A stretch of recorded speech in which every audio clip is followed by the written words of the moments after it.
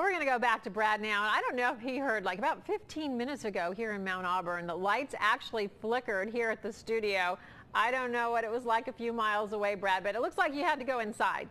I will tell you what happened. It probably 3 minutes before airtime, we got word that the storm was coming downtown, and when it came hard and in a hurry, and everybody outside got drenched. I'll let you see outside. We are above what is the Crosley Terrace, as Mike Davison shoots down to Crosley Terrace, and everybody was sent scurrying. They're all back out, hoping that the rain doesn't pummel them one more time, but they're continuing to walk the streets, because you know it's a big day in Cincinnati when there's a parade downtown. You know, the city rolled out the red carpet for the Major League All-Stars this afternoon. Jeff Hirsch was on hand for all the fun. Now he's up in the apartment to give us a little idea of what the fun looked like. Jeff? You know, I almost fell over the balcony here. It was so exciting. But, you know, Cincinnati is very experienced at throwing baseball-themed parades. I mean, they have the opening day parade here since, I don't know, 1788 when the city was founded. Maybe not that long. But today, for a parade, it was a chance for the city to roll out a red carpet.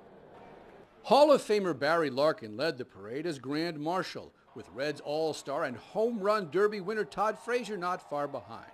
For the fans, it was a way to pass the time with America's pastime, young. Did you see the Home Run Derby last night? Yeah. What'd you think? It was cool. It was cool. All right. And what about you? What do you think? Okay, I agree. And a tad older. It's big time fun for our little town. It's a lot of fun. So does this make us a big time town or still a little town? It's a big time town. The parade went from Fountain Square to Great American Ballpark. It was mostly Reds fans lining the red carpet. Mostly, but not all. You came all the way down from Chicago because? Because I love the Cubs. But they're not playing. Well, two of them are. Yeah. Rizzo's playing. That's enough. But how did you do last night in the Home Run Derby? I don't want to talk about it. Arizona All-Star Paul Goldschmidt signed some autographs, but Washington Nationals All-Star Bryce Harper made this the best day ever for one young fan. So you got up this morning and you did not expect what happened. What happened to you today? Bryce Harper walked over to me and gave me the PS4. Did he say anything? No. Did you get to say thank you? Yeah. So how cool is this? Awesome. Of course, my personal highlight, Yankees outfielder Brett Gardner, a mainstay of my league-winning fantasy baseball team last season and also a stalwart this year. It's in the parade of all-stars along the red carpet, and that is Reds closer Aroldis Chapman, who was expected to be the last person in the row of National League All-Stars, you know, to be the closer and come in, and he wasn't there. Honestly, I don't know why.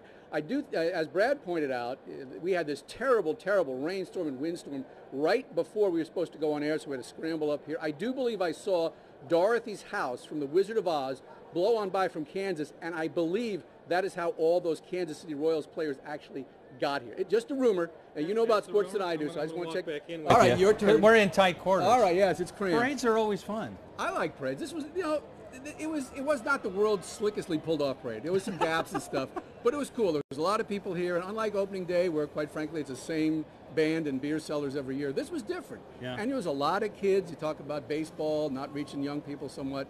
A lot of kids here today. All right, my friend. Thank you. Jeff Hirsch, thanks very much.